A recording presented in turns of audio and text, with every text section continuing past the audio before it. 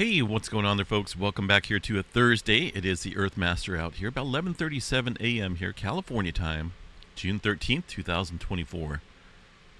Latest activity shows a 2.9 earthquake into the area here across the Mediterranean. They're hiding in the green flag. That is the latest quake there on the globe. Did see some movement overnight here. Still watching the Pacific plate.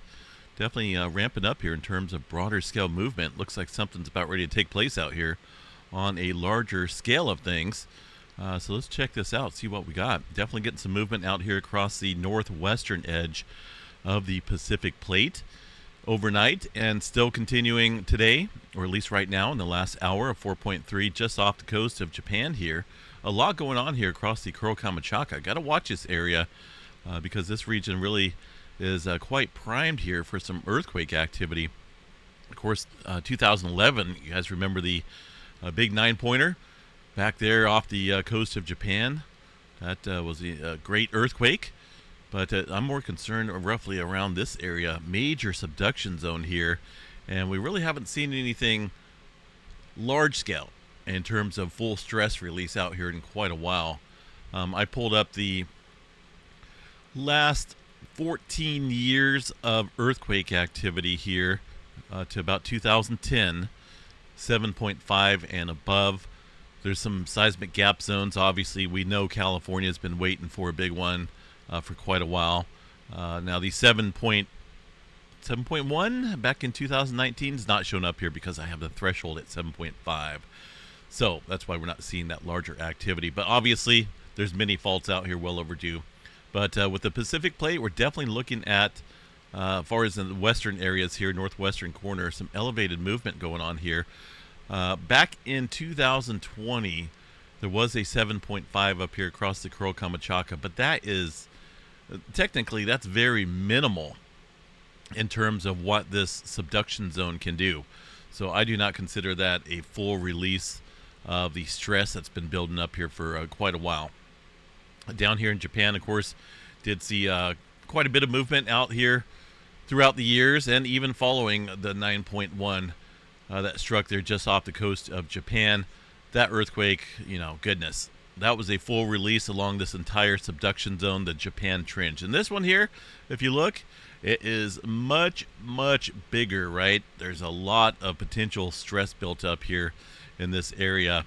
That's why it's a little concerning here that we haven't seen any, full release of activity out here. I think it's coming. Just a matter of time. Now, the Japan area here, I was looking at the stress here built up. This is the GPS displacements here just off the east coast of Japan. Now, there's the 2011. Notice that huge drop here in the upward displacement. Obviously, subduction zone is going to push up the land. Well, that dropped significantly, right? And now we're starting to go back up. So we got to watch this, right? These GPS systems are an interesting tool to watch in terms of accumulated potential stress amongst a fault system and specifically a subduction zone in this area. So this is where we're at right now, going up. Not quite to the area where the 9.1 struck back in 2011. But this just goes to show you that these areas don't need hundreds and hundreds of years to produce great earthquakes. This area here across the Pacific plate here is known for some high stress accumulation slip rates out here. This is just an average of 83 mm per year. I think it's a little bit higher in certain areas. That's just an average here across the Japan and the Kuril Kamchatka. So we know, and that's just incredible. This station right here, I'll go back here. In fact, if you look at any of these stations out here that are working properly, you can see that we're going up and up and up and up. There's a little droppage right there, but we're still going up here across the Japan area. It's possible we could see some further large-scale movement out here in the Japan area. I don't think we got enough stress for a 9-pointer, but obviously stress is continuing to build in that area. And the Kuril Kamchatka Trench here, I wish we had a little bit more data specifically for this area right here, but we don't. So we kind of have to look at certain other areas, I guess as close as we can get here. And surprisingly, this is showing downward trend here, which is a little odd. Wonder if that's working properly. Let's see. Let's try this one up here. 2022. That one's a little out of whack. This one's going up and up and up. Slowly but surely. Some major land displacement here. We've got a northward movement following that 2011 there. Earthquake, that 9-pointer off the coast of Japan. So that 9-pointer definitely shifted some stuff around, shifted some land around. But as you can see on these GPS things here, that we're still going back up and up and up. It's a little odd to see this much, though, following a major earthquake back there in 2011.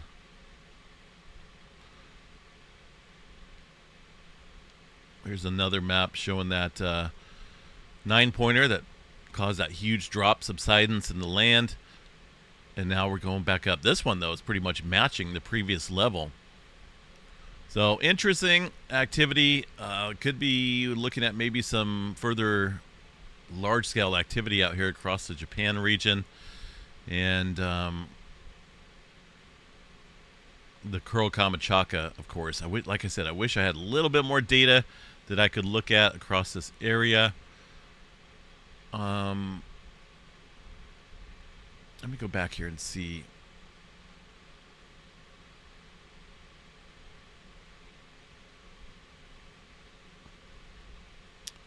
That's 2010. That absolutely does nothing good for us. This is 2022. This is going down.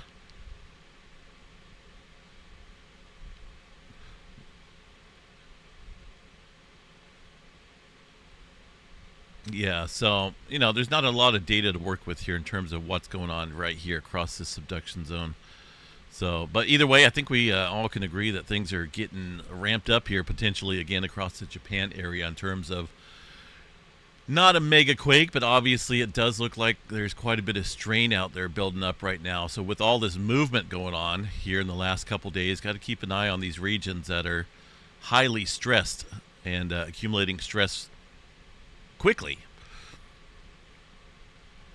So there's the latest quake, 4.3. As you can see, a handful of earthquakes out here across the area. Izu Trench showing a pretty deep earthquake there from yesterday, a 4-pointer.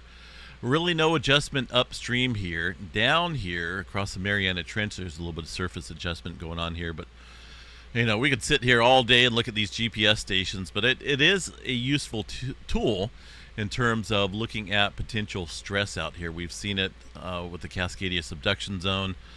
And that is kind of going up as well. Let me go back here. Various areas of the land out here rising slowly but surely. I'm looking on a long trend type of thing here. This is actually going down. Now this may be, let me see here.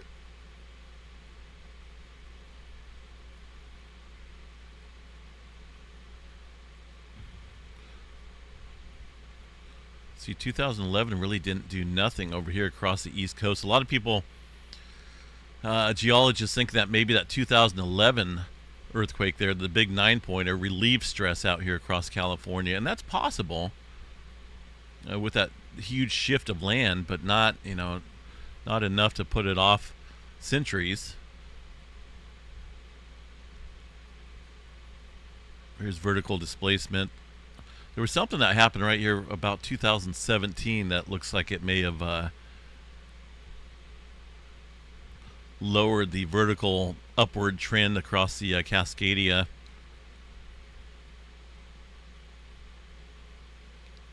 Anyway, yeah, we'll have to cover that in a separate, complete update. But by the way, tremor yesterday, here's from last night, 425 epicenters of tremor. Today's count has not come in. But obviously this is still continuing. It's been continuing here for about 3 weeks, I would say now. If we look at the monthly time period, it kicked up around the May 19th period of elevated tremor across mainly the southern end here of the Cascadia subduction zone. But we're noticing a little bit here of migration up northward. Go back to the week here and show you guys the total tally. Got about 2,819 epicenters. And that's just in the last week here. Again, mostly confined here to the southern end, a little bit of migration up north. If we look at the last month, minus about a week here of no tremor, you can see that we got a huge number here, closing in on almost 10,000. We got 9,197, and mostly here in a very distinct pattern across the southern end of the Cascadia subduction zone. So still kind of watching that. Doesn't look like we've seen any earthquake activity here in the last 24 hours across this area for now. Let me see here. Let me go back.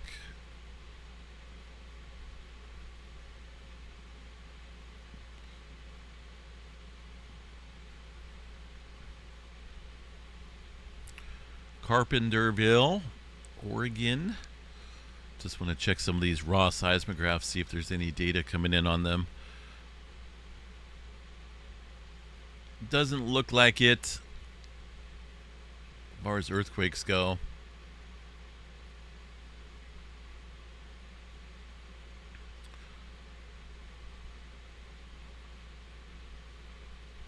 Let's see if we can get this to key up here. There we go. This one's fairly amplified. Hard to say what these little spikes are. It may be just environmental noise with it being so amplified like this as far as the seismograph data coming in. Don't really see any earthquake activity, so that's a good thing. When nothing shows up out here, I'd just like to verify just in case maybe they're not reporting it, but it does look like things are quiet out here for now. We'll check the tremor a little bit later on. Either way, it's the tremor's continuing, stress is building. Just a matter of time before we see some larger scale movement. Northern California, a handful of smaller quakes across the area in the typical zones. I say typical because the Clear Lake volcanic field out here is typical earthquake activity. A lot of hydrothermal plants taking advantage of the heated areas below to produce energy, and there's a whole earthquake process in that as well. Southern California, as you can see, not a whole lot of big time movement going on. One little lonesome earthquake here in the last hour. That is, it looks like the southern end here of the Elsinore Fault, which is a pretty lengthy fault system. That does run up into the LA area. But that's, it looks like it's just off of it. Nothing big. No major swarms to take note of. No unusual activity. Look at the West Coast in general as far as 2.5 and above goes. Well, as you can see, there's not a whole lot, and most of the activity today is, as I mentioned, is across the western areas of the Pacific Plate. Inland here on the North American side, Texas, Oklahoma area still getting some earthquakes. One lonesome earthquake here in the New Madrid seismic zone from last night, 1.4, and a little earthquake after midnight here in the Georgia area near Beaufort. Rest of the country pretty quiet. Alaska, a couple different swarms up here going on here. 3.1 looks like one of the latest earthquakes here in the last hour. Alaska's lighting up here a little bit. Another major subduction zone here. And in general, it does look like things are kicking up across the North American plate and the Pacific Plate boundary here. The subduction zone level itself, got to keep an eye on that. Notice these quakes here kind of stretching up towards the Denali area. Of course, this is where a lot of accumulated stress builds over time, builds up these mountain ranges. And we got definitely some uptick going on here across the area. 2.5 map and above does show a little bit of swarming going on around the Denali area, just off of the Denali fault zone here, this pretty lengthy fault. So continue to keep an eye on that area as well, mainly across the northern edge here, northern and northwestern edge of the Pacific Plate, showing quite a bit of activity. Hawaii, let's see what we got here. A few earthquakes in the 3 range. There's a pretty shallow one. Another one down here across the across the East Rift Zone. That one's deep. Let me go over here and check out the latest data. Let's see what's up here. Still sitting at a yellow and advisory as far as the Volcano status goes there across the Kilauea volcano. No major swarms, but there is, like I said, there's a little bit of earthquake activity ramping up southeast here. Let me bring up the seismograph station. There's some of those three showing up quite nicely. We'll have to watch this, see if things don't ramp up here soon in terms of potential eruption or magma displacement. And the reason why I say that is because we are at an elevated level in terms of inflation. There at the summit and the East Rift Zone. Does look like something happened right here earlier this morning. A little drop in the deformation data. Could be a sign that we're starting to get to a breaking point in terms of either seeing maybe an eruption there across the summit, or potentially in the rift zones, or maybe just a magma displacement somewhere. But we are, look at this, we're up there in terms of inflation. And if you look here in the last 30 days, here's when the eruption took place there on the southwest rift zone for 10 hours. 10 hours, that's it.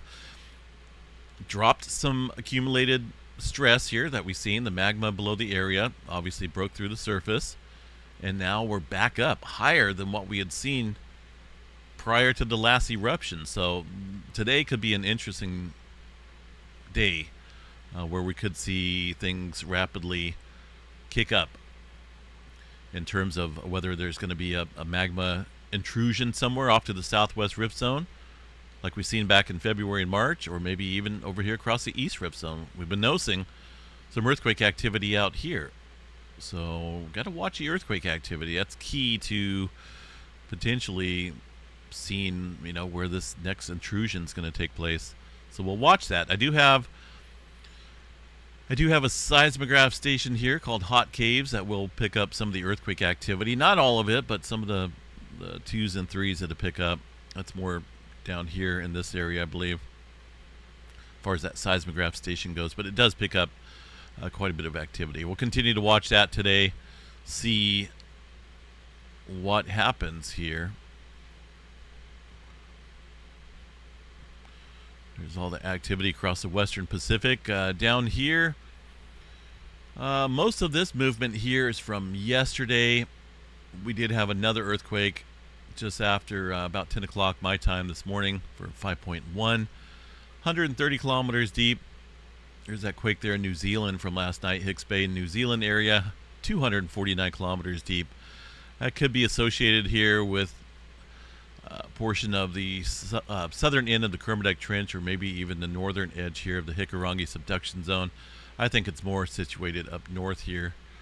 But this area in general, New Zealand, North Island area, has seen quite a bit of deeper activity underneath this region. And of course, you got that major subduction zone there that is building up steam for the next earthquake, next big one. Either way, quite active out here today, it looks like. Most of this earthquake there in South America from yesterday. Handful of smaller quakes in this area today. 2s and a couple 3s thrown in there. Middle America Trench showing a little bit of swarming going on. Specifically in this area, some deeper activity as well. Not showing up here on the USGS map, but taking place roughly around this area. Looks like the Guatemala area potentially. So keep an eye on that with that swarming going on. There's that 5-pointer up here. USGS reporting that as a 4.8.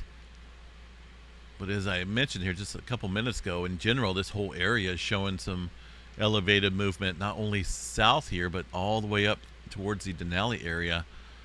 So that's obviously a time to watch, right?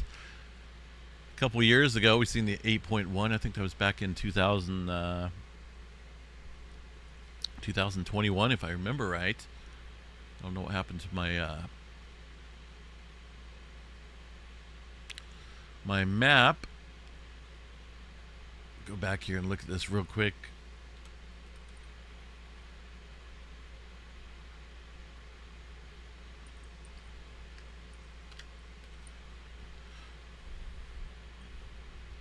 I went 7.0 and 7.0 and above for this one. Of course, there's the Ridgecrest earthquake, not on the San Andreas Fault. That in itself should tell us right there how high and stress this area is in terms of strain accumulation. Nothing along the Cascadia for now. This area of Alaska, the 8-pointer, there's 7.8 back in 2020. There's an 8.2, 2021. But look at that. This whole area has seen a lot of movement throughout the years. It doesn't take hundreds of years for strain to accumulate out here either. Look at that. All within a couple years of each other. 8-pointer, 7.2. A couple areas out here not really showing any major release of strain. So this area could obviously be stressed for some bigger quake activity. There's the Japan stuff there. Some of that earthquake activity leading up to the 9-pointer, and a few of those quakes following the 9-pointer. But a lot of that activity is some aftershock movement taking place there from that 9.1. All right, let's get out of here. Didn't mean to make this a super duper long video, but there's definitely a lot going on out here today in terms of movement. Out here across this area of the world, looks like 4.6 in Iran earlier this morning. And typical activity here across the Mediterranean, really no large-scale movement. I do see a 3.3 there into the area. Let me see where that's at.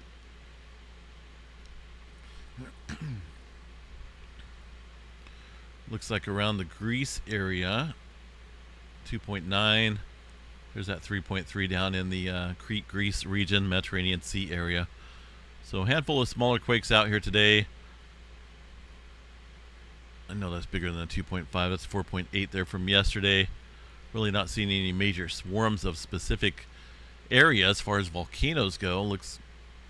Doesn't look like there's anything stirring up out here in terms of, like I said, swarming.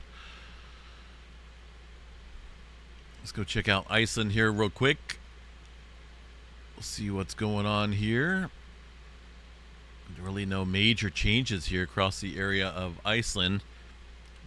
Let's get a visual here from the Live from Iceland site with the ongoing eruption, which I believe is still sporadic.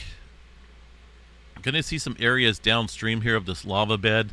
Like over here, looks like maybe some glowing, occasionally some bubbling going on. These are not new vents, but a lot of times we get these lava fields that are built up like this with gases trapped underneath them, and this whole area is just hot, and this is way bigger than it looks. This may look like a little 6-foot wide crater, but it's way bigger than that. And so these lava fields, it does look like stuff is bubbling up, but a lot of this is gases finding its way through these heated areas. The lava, this little lava field here, big lava field I should say. But as far as fountaining goes, at the main crater area,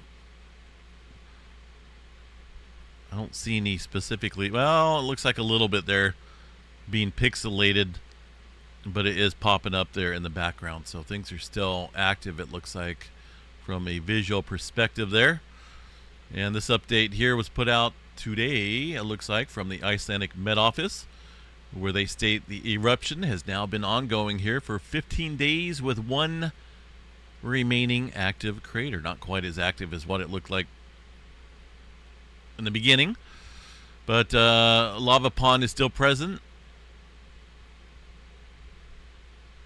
This is the largest, let's see, the lava width in this eruption has become 9.2 kilometers 2, and the volume is about 41 million m3.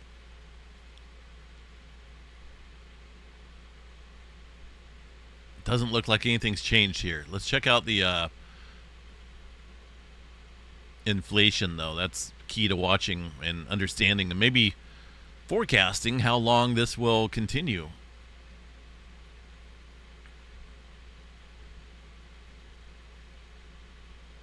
A lot of these stations showing that eruption, the droppage there of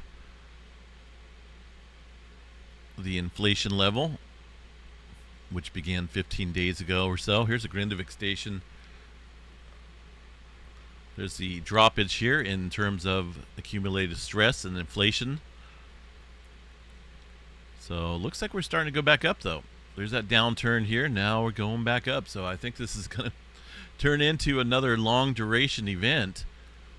And same on this reading here. Overall Savart-Singi area. Let's check out the overall run here and see what we got. Yeah, we're leveling off and it looks like we're going up. So just a rinse and repeat type of scenario out here in terms of this sequence of eruptions here. We'll continue to watch it. All right, space weather activity. Well, looks like we are seeing a little bit of sea flare movement or sea flare activity from that sunspot down here that I mentioned. I guess you guys twisting, if I remember a couple videos ago, I said if you guys were to twist my arm and make me pick a sunspot, this would be the sunspot to watch. And sure enough, it looks like that arm twisting stirred things up out here. A little bit of sea flare activity from that sunspot. Let's see what we got. It's going to be 3712. Yeah, there's definitely still remaining complexity overnight and this morning. Does look like this is going to be an area to watch as it turns into the Earth-directed view more squarely. It is kind of south pointing out here, but anything that does blast off here, say in the next couple days, should be geo-effective. All these other sunspots that are currently facing Earth are fairly stable and decaying. So right now, main area to watch is this region. There's separation up here within this core. But it does look like maybe we're seeing a little bit of complexity develop. We'll have to watch that, though. For right now, it's going to be this area, 3712, excuse me, the area to watch. And that's got, well, it still shows a beta class structure, but I think it's got a little bit more than that. Our last inflare was 3713. That was from... looks like that back region over here.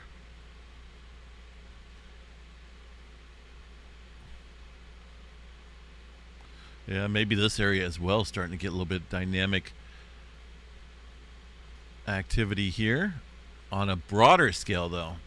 But if this can ramp up and get more complex, then that may be a major sunspot to watch. But so we got two technically out here that we need to keep an eye on. All right, no major auroras in the forecast. As you can see, the aurora forecast is pretty minimal. And green across the board means no auroras. We want those into different colors if we are looking at some auroras here on this beautiful planet we live on. Overall flare threat remains 5% chance for X flare, M flare at 35, C flare around 99% chance. So these are going up a little bit. Proton event still at about 75%, and we are seeing some protons continue to bombard the planet a little bit, mainly across the northern polar region there.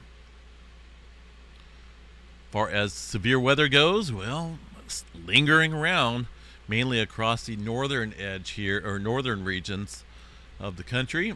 Are we working? There we go. Make sure I'm not being...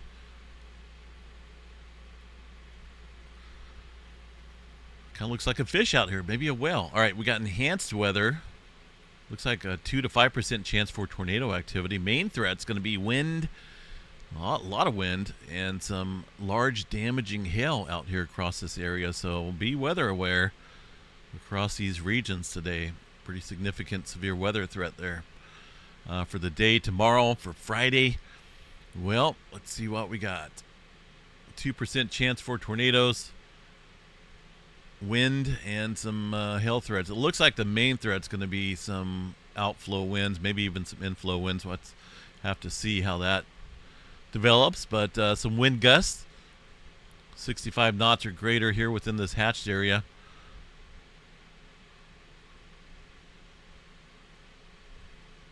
Nothing going on here across the seismograph stations there for now. Mendocino, Northern California, showing a little bit of spiky activity here. Hard to say what that is, but really nothing showing up on the earthquake map for that. Yellowstone National Park, pretty quiet. There's a wind events there from yesterday. We kind of chatted about that since it died down. Doesn't look like too much wind stirring up right now. Maybe over here across Moose Creek area, the Hawks Rest area, so southern end of the park. All right. Have a good day out there, folks.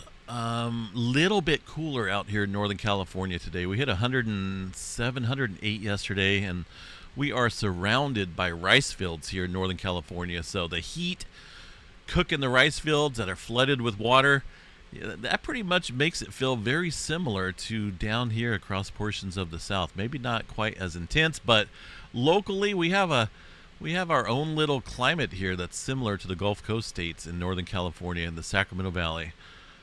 We had a feels like temperature of 127 last night when things were at it. Well, early evening, late afternoon, when things were at its hottest.